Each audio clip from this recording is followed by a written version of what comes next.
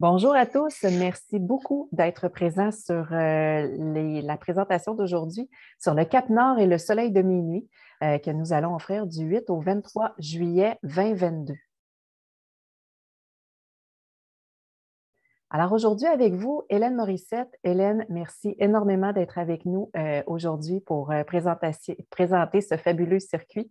Hélène sera votre présentatrice et elle sera également l'accompagnatrice de ce fabuleux départ. Et je me présente, Sylvie David, je suis spécialiste à la commercialisation des départs de Groupe et compagnie. Qui est Groupe et compagnie? Alors, nous sommes un spécialiste en voyage de groupe accompagné pour le réseau de Transat Distribution Canada depuis de nombreuses années. Transat Distribution Canada est le plus gros réseau d'agences de voyage à travers le Canada. Il regroupe de nombreuses agences sous les bannières de Club Voyage et de Voyage Transat, et ce, partout au Québec. Donc, c'est plus de 400 conseillers qui partagent leurs connaissances et qui nous aident à créer des itinéraires uniques, et ce, partout dans le monde. Nos départs sont accompagnés par des professionnels du voyage qui ont déjà parcouru la destination. Ils suivent également une formation très pointue. Nos fournisseurs de services sont des partenaires d'affaires depuis de nombreuses années. Ils nous offrent des avantages très concurrentiels dus à notre grand pouvoir d'achat. C'est donc plus de 100 départs que nous offrons par année, et ce, à travers le monde. Et on aime prendre soin de vous du début à la fin de votre voyage, et ce, partout sur la planète. Alors, bienvenue à vous et bienvenue dans notre univers. Hélène Morissette, qui compte plus de 27 années dans le domaine du tourisme, autant au Canada qu'à l'étranger, c'est une accompagnatrice chez nous depuis de nombreuses années. Elle est également membre du comité qui nous aide à créer les itinéraires uniques de Groupe et compagnie. Elle est spécialiste au niveau des circuits en Europe. Alors, encore une fois, Hélène, merci beaucoup de ta présence aujourd'hui et de nous présenter ce fabuleux circuit que tu as monté de façon de main de maître. Alors, je te cède tout de suite la parole et je te laisse présenter ton circuit. Merci beaucoup, Sylvie. Donc, avant de commencer, je veux juste tout d'abord m'excuser pour la prononciation de certains mots parce que ma connaissance de la langue scandinave est totalement nulle. Une chance que là-bas, on va pouvoir parler en anglais, donc ça ne sera pas un problème. Donc, excusez-moi si je ne prononce pas bien le nom des endroits qu'on va aller visiter. Avant de commencer, je voulais vous expliquer pourquoi j'avais choisi ce circuit-là plutôt qu'un autre en Europe. C'est parce que vu la situation qu'on vit présentement encore, je trouvais que d'être dans des pays où on se retrouvait plus en nature et dans des petites villes, c'était plus sécuritaire que d'être dans des grandes villes. Juste pour vous donner une idée, quand on va à Londres, il y a 900 millions d'habitants. Et ici, les trois capitales qu'on va faire ont moins d'1 million d'habitants chacun, même moins de 700 000. Donc, déjà là, moins de monde. Après ça, on va être dans la nature. Donc, c'est vraiment sécurisant. Il y a un taux de vaccination aussi très important de première dose de plus de 90 puis de deuxième dose de plus de 85 Donc, ce qui fait que des pays qui sont intéressants à visiter pour la période que l'on vit encore présentement. Pourquoi j'ai choisi le mois de juillet? Bien entendu, c'est la température. On ne va pas dans ces pays-là au mois de septembre, il fait beaucoup trop froid. Et surtout, pour pouvoir assister au phénomène spectaculaire qu'est le soleil de minuit qu'on va pouvoir vivre quand on va être au Cap-Nord. Donc, sans plus tarder, on va commencer notre voyage. On va débuter notre voyage par Oslo pour ensuite monter vers le nord, terminer par Helsinki et Stockholm. On va se rencontrer à l'aéroport de Montréal pour prendre un vol sur Oslo avec Air France via Paris. Et quand on va arriver dans la magnifique ville d'Oslo, on fait un petit peu de repos à l'hôtel et on aura notre souper de bienvenue. Le lendemain, on commence vraiment nos visites. Donc, au jour 2, on va faire le tour de ville de la ville de Oslo. Oslo, c'est une ville qui, dans les dernières 20 années, c'est beaucoup développé. Donc, on va voir l'ancien qui côtoie harmonieusement le moderne. On va s'en rendre compte en faisant le tour de ville parce qu'on va faire les quartiers plus anciens et on va pouvoir aussi voir les bâtiments ultra modernes. On va voir le Palais Royal que vous pouvez voir en haut. L'hôtel de ville, s'il n'y a pas, bien entendu, d'événements officiels, on pourra la visiter. C'était le lieu où on remettait le prix Nobel de la paix. Ce prix-là se remet encore à Oslo, mais dans un autre bâtiment qui a été fait en 2005. On va aller admirer les magnifiques sculptures de Gustave Vigeland au parc Frogner. Ce sont des statues grandeur nature de nus, de femmes, d'hommes et d'enfants qui sont vraiment, vraiment impressionnantes. Il y en a plus de 200, il y en a à peu près 214. Les détails des corps et des expressions du visage, là, c'est vraiment impressionnant à voir. Il y a une sculpture qui est la plus photographiée, on l'appelle la Mona Lisa de Vigeland. C'est la statue du petit garçon en colère. C'est devenu un peu un emblème du parc de Vigeland. Je ne vous l'ai pas mis sur le montage parce que je veux que vous veniez la voir avec moi. Donc, je vous invite à venir prendre une photo du petit garçon en colère. On va aussi faire la visite du Musée des arts et des traditions populaires que vous voyez en haut de la diapo. C'est un musée en plein air qui rassemble plus de 160 bâtiments historiques qui va nous parler vraiment, qui va nous donner une bonne entrée en matière pour connaître le peuple viking. C'est des bâtiments construits à partir du 13e siècle, donc une visite très intéressante. Le lendemain, on va prendre la route pour... j'ai oublié de vous parler, de notre hôtel qui va être l'hôtel Scandic Soli à Oslo. C'est une chaîne d'hôtels qu'on trouve un petit peu partout en Scandinavie. Donc, dans notre circuit, on fait quand même affaire avec cette chaîne hôtelière-là. L'hôtel, elle est très bien située. On est à peu près 10 minutes de marche du Palais Royal, du port et de la rue principale. Donc, comme on a un après-midi et un avant-midi libre, on va être très bien situé pour pouvoir prendre une petite marche et faire des petites découvertes personnelles. Et là, on reprend la route le lendemain. Et donc, ça sera une journée de visite pour admirer des magnifiques paysages, lacs et fjords de montagne. On va longer le lac du Tirifjord, qui est le 4e plus grand lac de Norvège, et on va traverser la vallée de Hallingdal, qui est un des 5 districts historiques du pays. Pourquoi c'est appelé un district historique? C'est que le village était entouré de montagnes, de rocs, et à l'époque, c'était très difficile parce que les gens se déplaçaient qu'à pied, à ski de fond ou en charrette. Et le fait d'être entouré de montagnes, c'était impossible de pouvoir se promener d'un village à l'autre. Donc, les villages étaient vraiment là et chacun a gardé son dialecte précis. Donc, aujourd'hui, bien entendu, avec les tunnels, les trains, les routes et tout ça, c'est beaucoup plus facile de se développer, mais ça a une histoire très particulière, ces districts-là. On va par la suite arriver à Geilo, OK? Et là, on va avoir notre hôtel qui est le Østedalen. C'est un hôtel qui est situé dans une station de ski, mais qui est à peu près à 15 minutes de marche de la petite ville de Geilo. Donc, le soir, encore là, on pourra aller prendre une petite marche.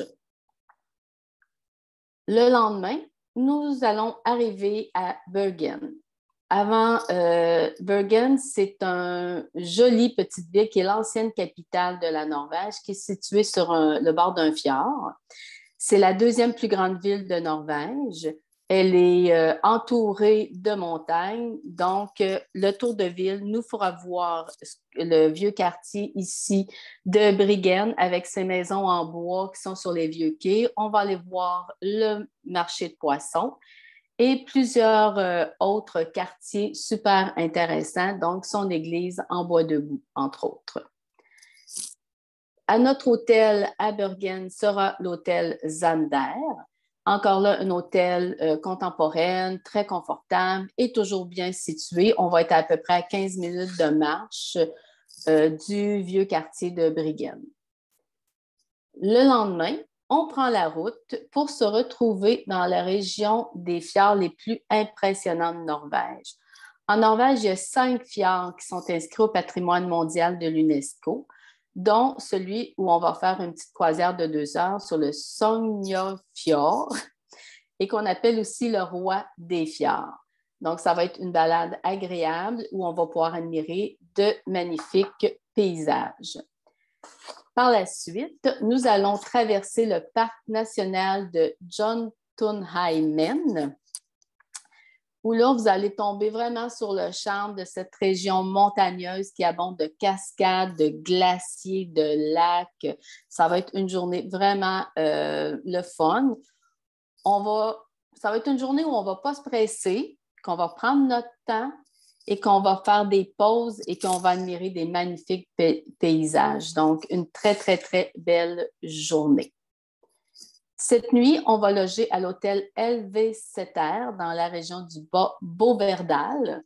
C'est un hôtel traditionnel, on en voit par la photo, on le voit d'ailleurs, qui est dans la même famille depuis plus de 150 ans. Là, on va être en pleine nature, donc après souper, on ne pourra peut-être pas aller prendre une petite marche, mais on va pouvoir partir à la découverte des trésors architecturaux et antiques de l'hôtel. Vous allez voir, vous allez faire des découvertes là, vraiment exceptionnelles. Le lendemain, nous partons pour le petit village de Lom et de Ota. Ces petits villages-là sont connus, Lom surtout est connu pour avoir la plus grande église en bois de Norvège. Et Ota, c'est le point de départ pour les randonnées pédestres et pour les descentes en rafting. C'est un endroit très important pour les gens qui aiment le plein air. Donc, on fera un arrêt dans ces deux petites villes-là. Après ça, on va arriver à Trondheim. Trondheim, on va faire le tour de ville. On va voir la cathédrale gothique, le quartier historique que l'on voit ici sur la photo avec ses vieux entrepôts qui datent du 18e siècle. Ces dernières années, Trondheim est devenue la ville-star du vélo en Norvège. Dans le quartier Bakklandet, on retrouve le premier roman de pente cyclo du monde. Il s'appelle le 30. Donc, à chaque année, il transporte entre 20 000 et 30 000 cyclistes en haut d'une colline très, très escarpée. Puis, ils peuvent monter jusqu'à 5 personnes à la fois. Donc, sûrement qu'on aura la chance de le voir là, durant notre tour de ville. Par la suite, en fin d'après-midi, on va aller s'installer à notre hôtel, le Scandic L à Trondheim. Le lendemain, nous prendrons l'avion pour Bodø et là, après, on va naviguer vers les îles de Vesterålen et de Lofoten. Les îles de Vesterålen on peut en compter à peu près 1330 et sont tous habitées par des pêcheurs. Et c'est la seule destination en Norvège où on peut voir des baleines toute l'année. Donc, j'espère fortement qu'on va pouvoir en voir. Par la suite, on va s'en aller aux îles de Lofoten. Et c'est un des plus fabuleux décors naturels du monde. J'aurais pu vous mettre une dizaine de photos jolies des îles de Lofoten comme celles qu'on voit à l'écran, mais jamais ça l'aurait reflété ce que c'est en réalité. C'est vraiment spectaculaire. C'est vraiment beau, là. J'ai bien hâte que vous voyez ça en vrai. Le moins petit village, il regroupe des boutiques, des cafés, des galeries d'art. Donc, ça en fait un lieu de prédilection pour plusieurs artistes du monde entier. Notre hôtel à Lofoten sera le Ton Lofoten, encore là, très bien situé et à distance de marche de plusieurs choses, donc ce qui nous permettra de se dégourdir un petit peu après le souper. Le lendemain, on arrive à Tromsø, aussi appelée la capitale de l'Arctique. Parce que maintenant, on va se situer au-dessus du cercle arctique. Et oui, quand on est au-dessus du cercle polaire, le soleil, il ne se couche pas. Donc, on va avoir de la lumière pendant 24 heures sur 24. Donc, ça sera vraiment une chose à expérimenter. Le centre historique de Tromsø, se distingue par ses maisons ancestrales que l'on voit ici en haut, par la cathédrale arctique que l'on voit en bas à gauche. Dans le pointu à l'avant et l'arrière, ce sont des vitraux extraordinaires. Et il y a aussi l'aquarium que vous pouvez voir en bas à gauche. Pardon, l'église était à droite, qui ressemble à des blocs de glace empilés un par-dessus l'autre. Et on va aussi voir l'ancienne cathédrale que l'on voit en haut qui date de 1861. Notre hôtel à Tromsø sera le Thon Hotel Tromsø, pardon, donc très bien situé, très près des quais et de la cathédrale. Le lendemain, on part pour le Finnmark, donc on va prendre 2 traversiers, on va emprunter un très long tunnel pour enfin arriver sur l'île de Mageroy, où se situe le Cap-Nord. Donc, la prochaine diapo, ça va vous montrer un petit peu la carte. Ce que vous voyez en haut complètement en jaune qui est écrit Nord-Cap. Donc, c'est là que nous allons être pour pouvoir admirer le soleil de minuit. Donc, on est vraiment, vraiment au plus haut de la Norvège. On va s'installer en arrivant là à l'hôtel Scandic Nordcap. Donc, c'est un hôtel qui est vraiment isolé, qui est dans un décor très aride et peut-être qu'on pourra commencer à voir des rennes. Après avoir soupé, on va s'en aller aux installations du Cap-Nord. OK?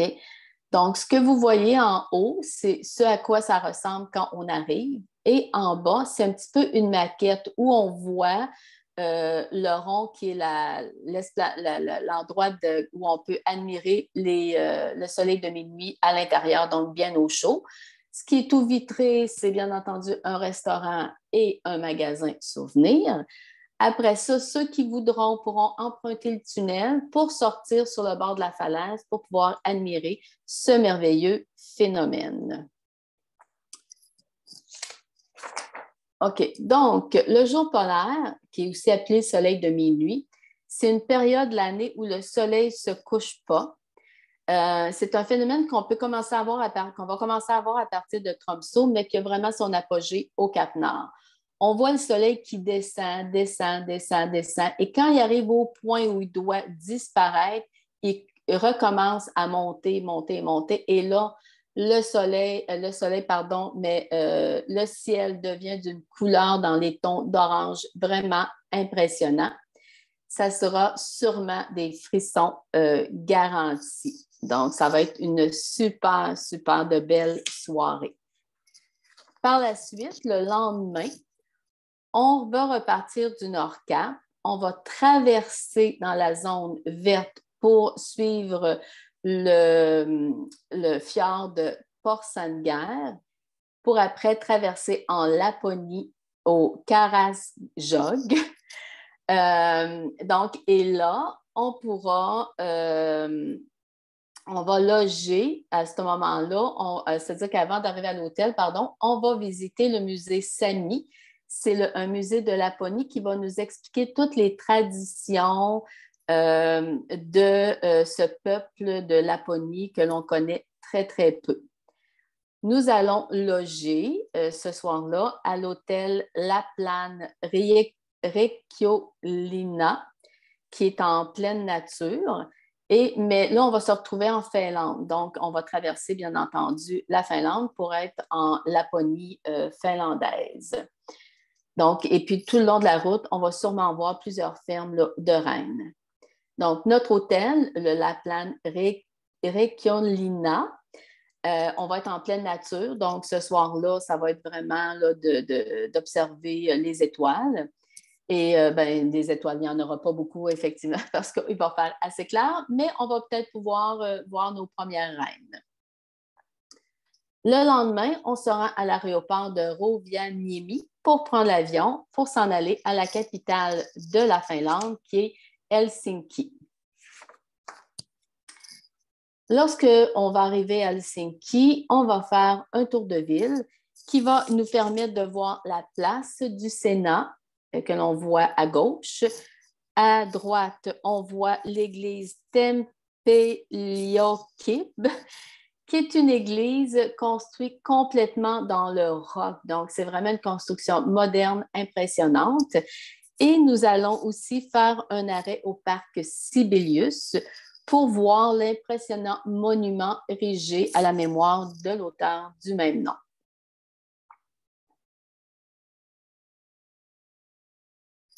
Notre hôtel sera le Scandic Grand Marina. Donc, encore là, un hôtel très confortable et très bien situé, à 10 minutes de marche de plusieurs choses qu'on pourra aller voir. Le lendemain, OK, nous allons visiter la forteresse de Suomenlinna, qui est inscrite au patrimoine mondial de l'UNESCO. C'est une forteresse maritime qui date du 18e siècle, qui est dotée de remparts et qui est construite sur 6 îles qui sont toutes reliées entre elles. Oups, pardon, j'ai échappé mon écouteur.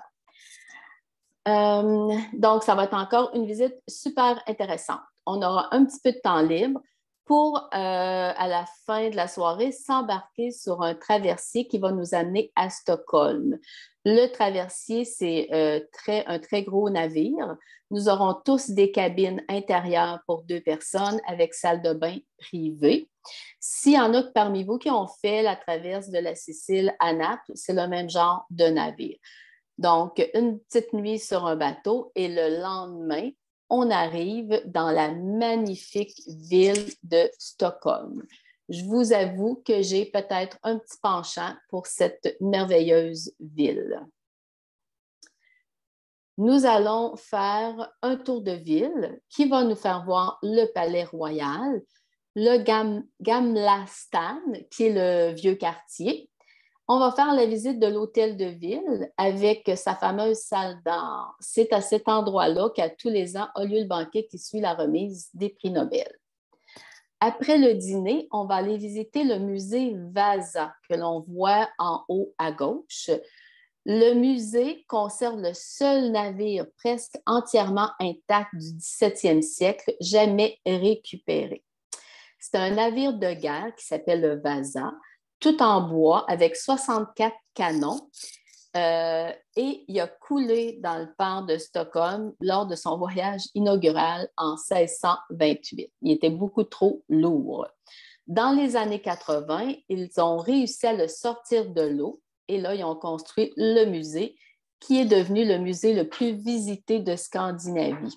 Donc, quand on fait la visite, on voit la façon dont ils ont procédé pour le sortir de l'eau, un petit peu l'histoire du navire, et il est vraiment très, très bien conservé. Notre hôtel à Stockholm sera le Scandic anglais, encore une fois un hôtel confortable et très bien situé. Et notre dernière journée se passera en partie à la campagne, au château de Dronningholm. On va y aller en bateau et on va revenir à la fin de l'avant-midi en autocar. Donc, c'est la résidence actuelle de la famille royale.